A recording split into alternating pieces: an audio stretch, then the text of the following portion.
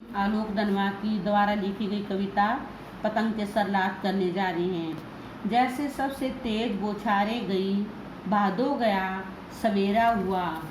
तो इसमें कवि क्या कहना चाह रहे हैं? कवि कह रहा है कि प्रकृति का अद्भुत सौंदर्य परिवर्तित हो गया है। प्रकृति का अद्भुत सौंदर्य परिवर्तित हो गया है कि तन मन को भिगो देने वाली तेज बौछारे और भादों का अंधकार मास समाप्त हो गया है। खरगोश की आंखों जैसा लाल सवेरा शरद आया पुलों को पार करते हुए। क्या कह रहा है कवि? कवि कहता है कि खरगोश की आंखों के समान लालिमा और चमक से युक्त सवेरा हो गया है।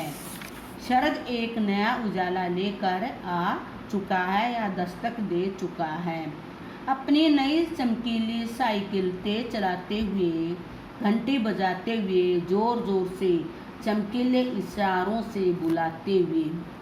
शरद की कहाँ से तुलना की गई है कि शरद एक नया उजाला लेकर आ चुका है। कवि शरद का मानवीकरण करते हुए कहते कि शरद अपनी नई चमकदार साइकिल को तेज गति से चलाते हुए, जोर जोर से उसकी घंटी बजाते हुए और घंटी बजाकर पतंग उड़ाने वाले बच्चे के समूह को संकेतों के माध्यम से बुला रहा है।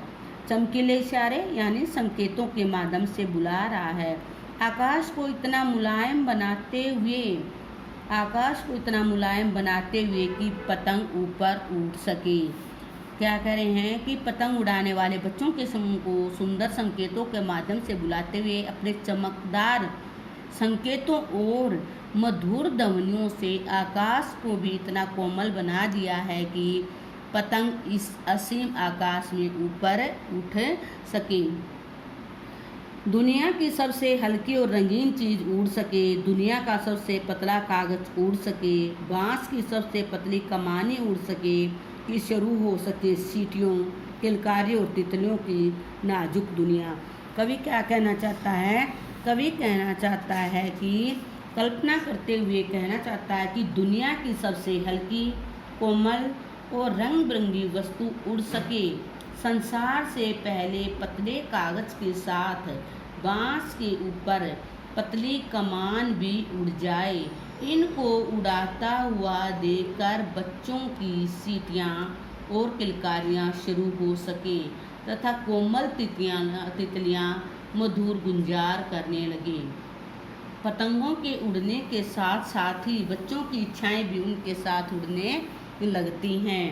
बच्चों के समूह आकाश में उड़ते पतंगों को देखकर खुशी के मारे सीटियाँ बजाने लगते हैं और किलकारियाँ मारने लगते हैं। इस मोहकता को देखकर उनके मन में अनेक भावनाएं जन्म लेने लगती हैं। बच्चों की इच्छाओं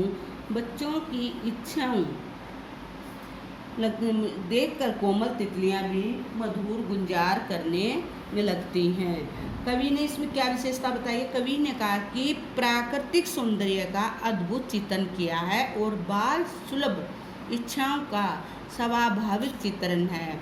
इसमें मानवीकरण, अनुप्रास, स्वाभिव्यक्ति, ये क्या है? उपमा, ये इन अलंकारों का विशेष तौर पर प्रयोग किया है। जन्म से ही वे अपने साथ लाते हैं कपास, पृथ्वी घूमती हुई आती है उनके बेचैन पैरों के पास। जब वो दौड़ते हैं बेसुध छतों को भी नरम बनाते हुए, दिशाओं को मृदंग की तरह बनाते हुए जब वे पेंग भरते हुए चलते आते हैं, डाल की तरह लचीले वेग के अक्षर। कवि बाल मन की चेष्टाओं का मनोहरी चित्रण करते हुए कहते हैं कि बालक जन्म से अत्यंत नाजुक और कोमल होते हैं। वे अपने मन के साथ ही कोमलता का बच्चों की कोमलता को स्पर्श करने के लिए पृथ्वी लालियत रहती है।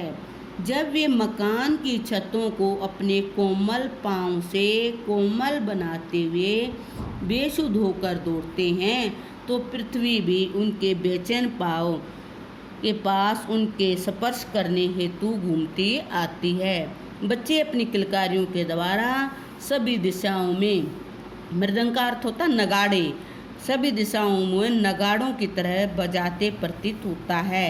वे प्राय वृक्ष की शाखा की भांति कोमल लचीले वेग के साथ इधर उधर डोलते हैं। जिस तरह हवा में वृक्ष की टहनियाँ डुलती हैं, इसी तरह बच्चे भी इधर उधर डोलते फिरते हैं और अपनी मस्ती में डूबकर झूला झूलते हुए दौड़ते आगे आते हैं।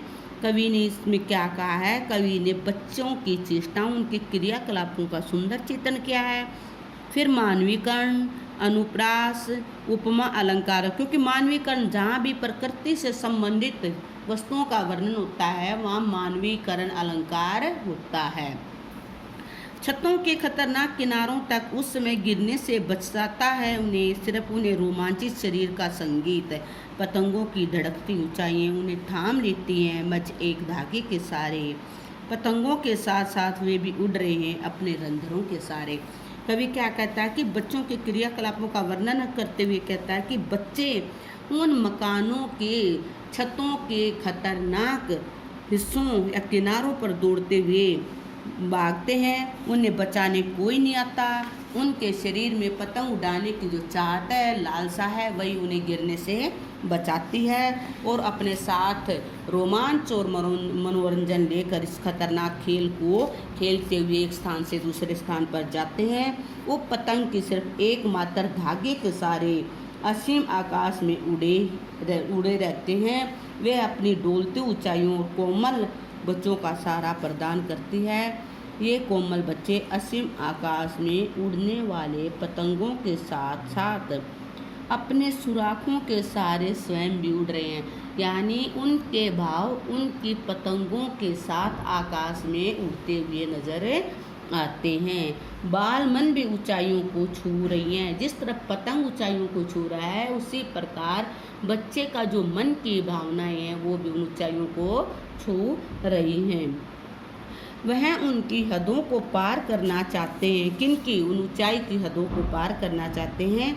वैसे भी इन कोमल बच्चों का कोमल मन इन्हीं पतंगों के साथ आकाश में उड़ रहा है। अगर वे कभी गिरते छतों के खतरनाक किनारों से बच जाते तब तो और भी निडर होकर सुनहले सूरज के सामने आते, पृथ्वी और भी तेज घूमती हुई आती उसके बेचैन पैरों के पास। कवि कहते हैं कि अगर बच्चे पतंगों को उड़ता कभी छतों के खतरनाक किनारों से गिर भी जाते हैं और उसके बाद भी वो बच जाते हैं, तो उनके अंदर और भी साहस और निडरता पैदा हो जाती है। इन खतरनाक किनारों से बचने के बाद वे निडरता के साथ सुनहरे सूर्य के सामने के समान बाहर आते हैं। कोमल बच्चों की बाल चेष्टाओं, निडरता का साहस देखकर पृथ्वी भी उनके बेचैन पाँवों के पास और भी तेज गति से घूमने लगती है। Okay, thank you. ये किसके? पतंग के सरलार थे। ओके।